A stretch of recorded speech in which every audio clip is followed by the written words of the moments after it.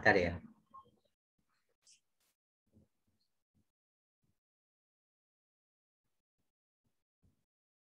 Ok, muy buenos días, tarde o noche para aquellos que están abriendo este video en el canal de YouTube Walter Chocho y puedan analizar la temática de la semana 4 para el curso décimo básica superior de la jornada nocturna.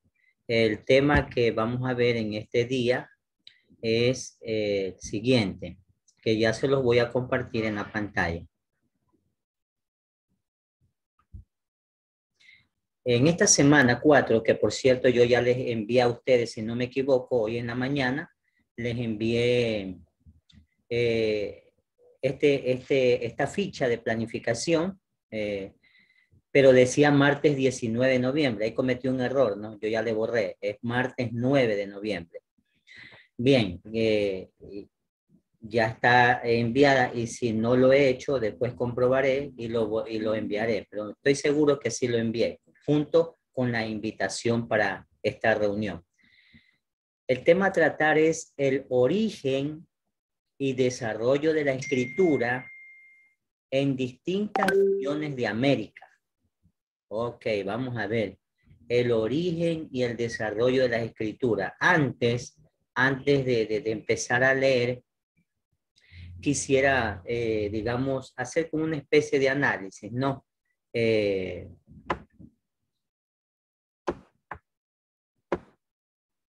Vamos a ver qué nos dice aquí. Acá empezamos a la lectura, ¿no? Ok. Siempre del lado izquierdo, pues no, por eso debajo de la ¿qué es escritura, no? Es, mi forma de pensar es toda manera de poderse expresar de una manera escrita, usando símbolos, signos, que son impresos o transcritos en algún papel en la actualidad, ¿no? En la antigüedad, tal vez en piedras, en tablitas de barro o dejado plasmado en alguna cueva o caverna, ¿no? Entonces, vamos a ver, dice, ¿alguien podría definir qué es la escritura? Es casi seguro que todas personas lo saben, aunque sea tienen un conocimiento empírico. Ustedes saben lo que es una escritura en su propio concepto, en su propia experiencia, ¿no? Ah, es lo que yo hago una lista para ir a comprar al mercado.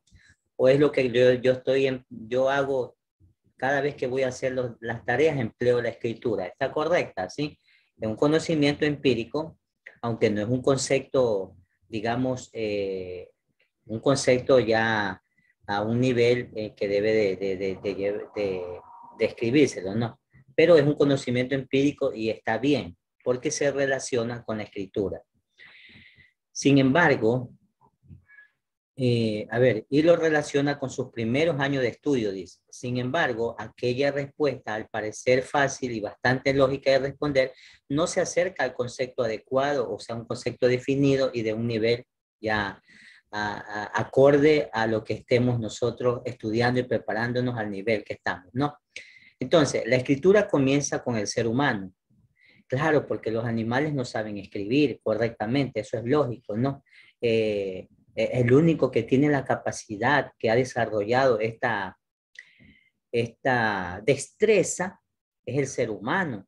Incluso uno puede escribir hasta con los pies, ¿no es cierto? Uno puede escribir, incluso se ha visto, no sé si en realidad existe, pero antes daban un programa en Lo Increíble, salió un perro que podía escribir las vocales con la boca, ¿no? Cogía un lápiz. A veces hay destrezas que animales desarrollan, pero no es que ellos estén conscientes de que eso es una letra. Es como quien dice cuando le enseñan a saltar, cuando le enseñan a trotar, cuando le enseñan a cazar, eso ha sido una destreza. Pero nosotros empleamos la conciencia cuando estamos escribiendo, porque pensamos lo que estamos haciendo y sabemos lo que se refiere. La escritura comienza cuando el ser humano aprende a comunicarse con sus pensamientos y sus sentimientos mediante signos visibles y comprensibles para las personas de un mismo contexto. A ver, esta parte, cuando tú te expresas con tus pensamientos, o sea, tú estás pensando, claro, antes de escribir, uno piensa, ¿cierto? ¿O es lo contrario? ¿Cómo cree usted? Si se ha puesto en este dilema a pensar, ¿qué es primero? ¿La idea o la escritura? Es un dilema, ¿no? Y no nos vamos a poner ahí porque eso es un ciclo vicioso. Ah, no, yo primero tengo que escribir y luego pienso. No, no, yo primero lo pienso y luego lo escribo. ¿Ya? Entonces eso es un dilema. Pero, pero un concepto aceptable es que nosotros primero pensamos antes de escribir algo, ¿no? Lo razonamos, lo reflexionamos, lo discernimos y luego ya sacamos la mejor idea para transcribirla. Lo que sentimos, tú puedes expresar tus emociones. ¿Ah? Cuando estás enamorado, tú puedes expresar tus emociones, tal vez, sí, porque te pones a hacer una carta, a escribirle a esa persona que está sintiendo algo bonito por ella o por él, y comienzas a escribirle una carta de lo que tú estás sintiendo, lo que está expresando en ese momento, tu sentimiento. Entonces, el sentimiento, en este caso el corazón, se conecta íntimamente con la mente.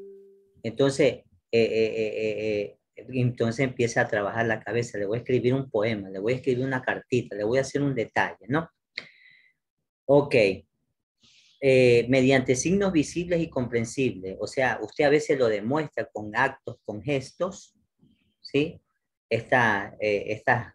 Estos sentimientos, estas emociones, estos pensamientos. Por ejemplo, estoy pensando en algo y me da coraje y de pronto grito. El pensamiento se volvió concreto, ¿no? O sea, estaba pensando en una persona y le tengo coraje y veo a esa persona y de pronto le pego un grito. Entonces, se volvió realidad su idea. Eh, Al principio, las pinturas sirven como una expresión visual de que las personas quieren comunicar y también de los sonidos o fonemas particulares para referirse a un objeto. Hey, yo estoy diciendo, o sea, llamo la atención. Mira, dirijo la atención.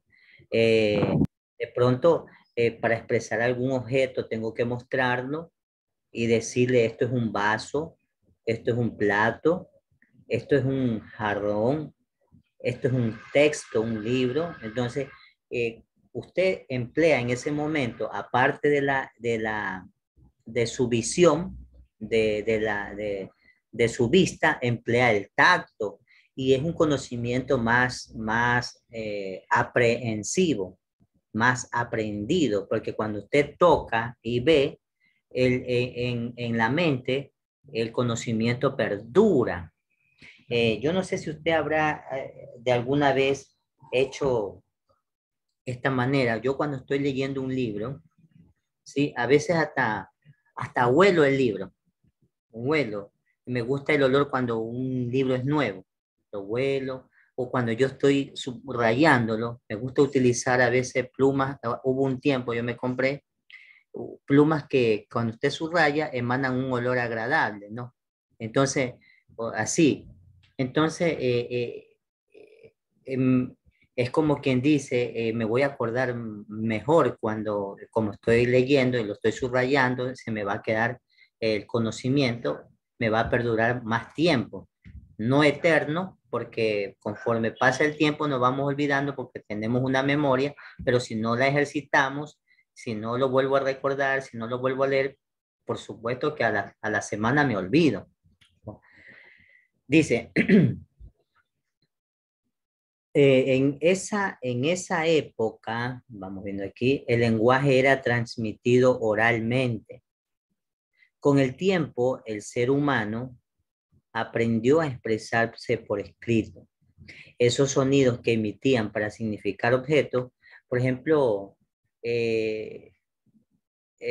los primeros habitantes, yo me imagino de la Tierra, bueno, aquí nos hacen pensar como que el ser humano nace sin hablar, sin el habla. En estos textos nos hacen creer que el ser humano empezó a maullar, a guturar, a comunicarse como un león, como un gato o tal vez como un perro o como el animal que veía enfrente y expresaba a otra persona así, de esa manera, ¿no? Pero yo no lo creo. Nosotros provenimos del creacionismo y sabemos que los textos nos hacen llevar nuestra mente al evolucionismo, pero no, yo no comparto el evolucionismo. ¿Sí? Yo puedo evolucionar ahora como ser humano en mi idea. Evolucionar quiere decir avanzar, ¿ya?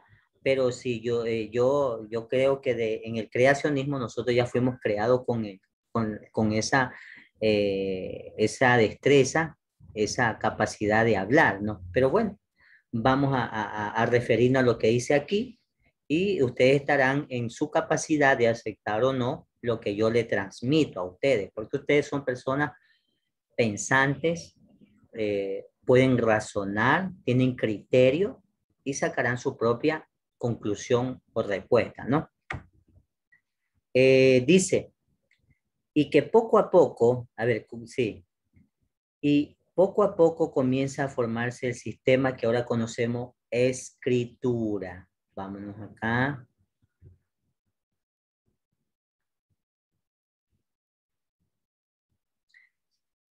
Los pueblos aborígenes de América también tuvieron su propio lenguaje. A ver, escritura y lenguaje. Escritura, no, esto no se desarrolló de la noche a la mañana, como creo que ya se lo dije en un anterior acompañamiento. La escritura llevó sus años, pues nadie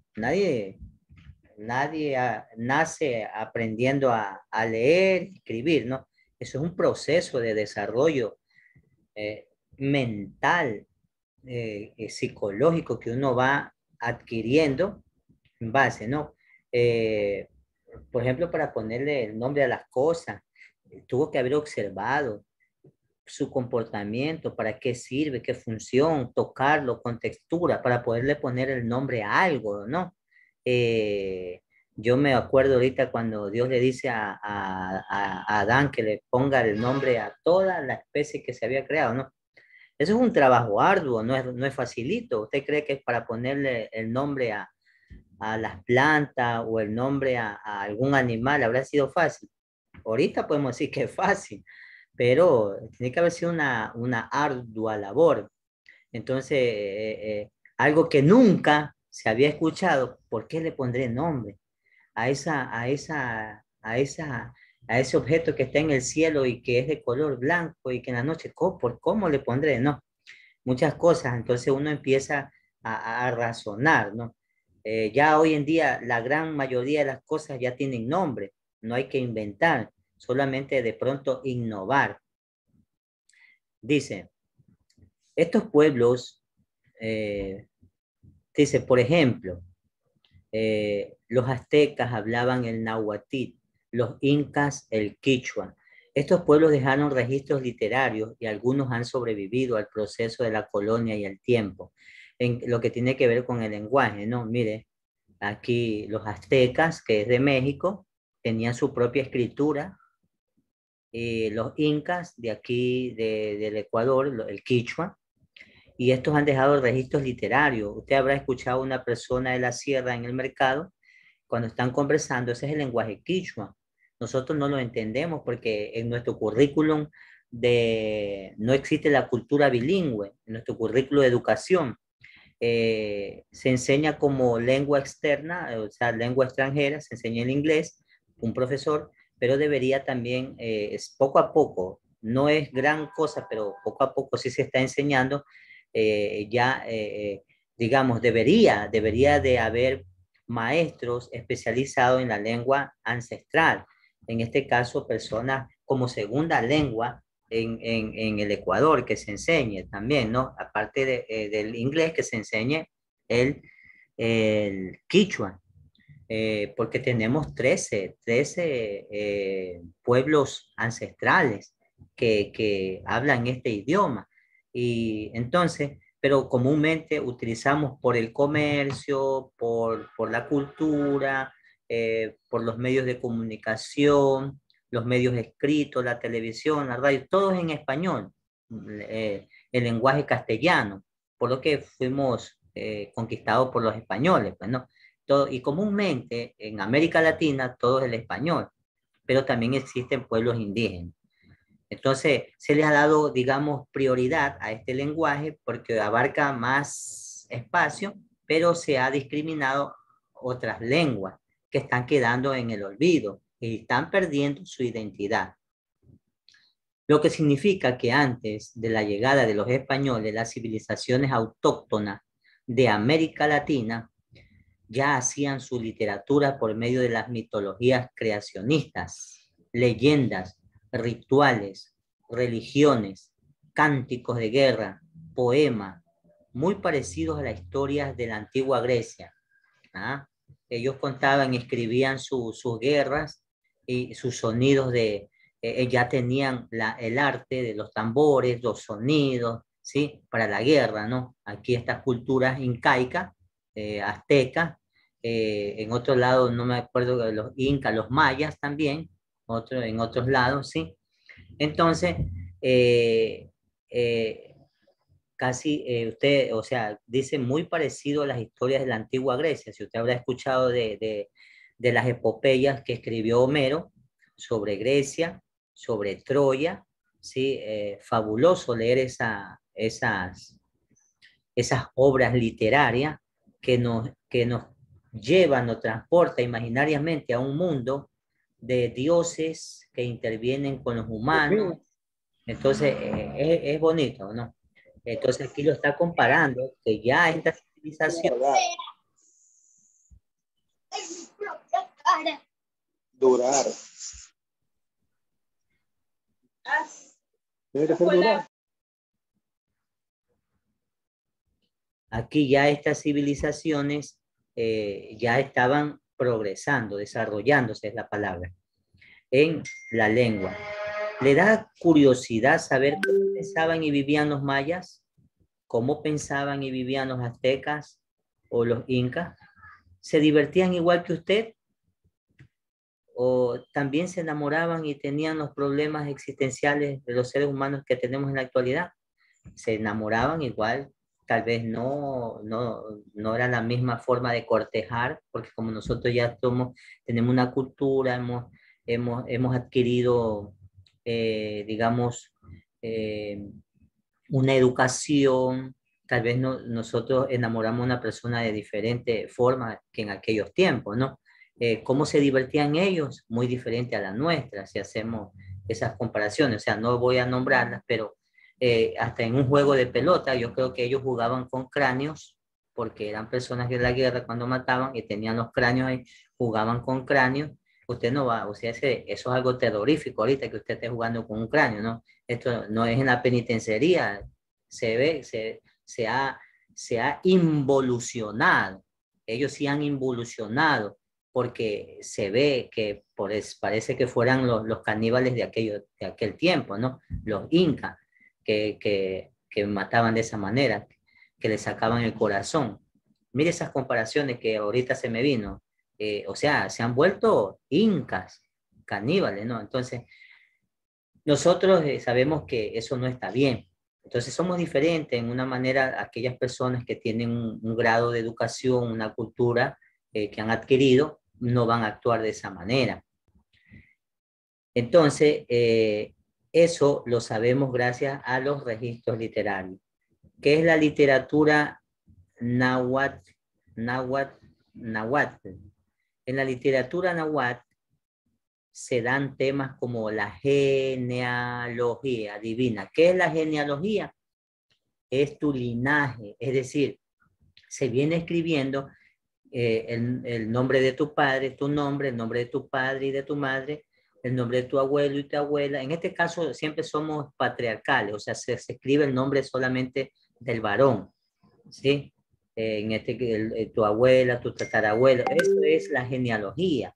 Yo no sé si usted conocerá a su tatarabuelo y quién fue antes de su tatarabuelo. Casi nosotros solo llegamos a conocer hasta nuestros abuelitos, ¿no? No llegamos a conocer más allá. Pero nuestro linaje ya viene. ¿Desde dónde vendrá?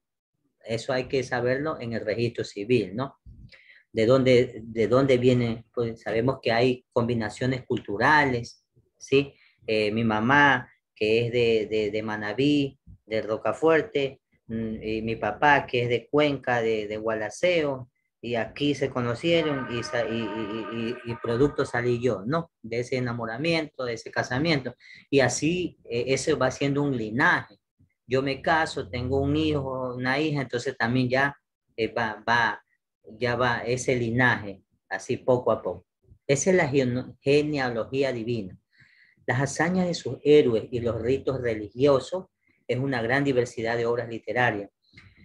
Los ritos religiosos, cuando usted entra a una iglesia y escucha el cántico del sacerdote, de un coro, que se escucha hermoso, ¿no? A veces es más hermoso escuchar solo con un aparato musical, digamos, de pronto con guitarra o con flauta o con arpa, que a veces escuchar el estruendo de la batería que daña y distorsiona la reverencia, ¿no? Del acto religioso, de los ritos religiosos. Entonces, ellos también ya empiezan a escribir sobre esto, ¿no? Esto lo relatan como algo hermoso, estos ritos, estas ceremonias. En una gran diversidad de obras literarias. Muchas de ellas no son muy conocidas, pero vale la pena estudiarlas para aprender de nuestra literatura americana. Entonces, jóvenes estudiantes, esto es para esta semana 4 lo que yo les puedo humildemente explicar. Este dato curioso solamente es para nombrar, digamos, resaltar, ¿no? Es lo mismo que está aquí. Dice que la cultura náhuatl se ubica en Mesoamérica. En su origen habitaban diferentes regiones de México. Dentro de sus costumbres ancestrales están las ceremonias religiosas, las esculturas, la cerámica, la pintura y la artesanía. ¿Ya? Ahora, ¿qué va a hacer usted? Un resumen sobre esta temática que hemos leído y hemos analizado. Esa es mi actividad como docente que le estoy enviando para esta semana número 4. Haga un resumen en base a lo que yo le he explicado. Usted puede escribir o en base a lo que usted puede volver a leer o puede volver a escuchar este audio y puede anotar lo más importante, ¿no? Eso es todo, jóvenes. Si hay alguna pregunta, encantado yo le respondo.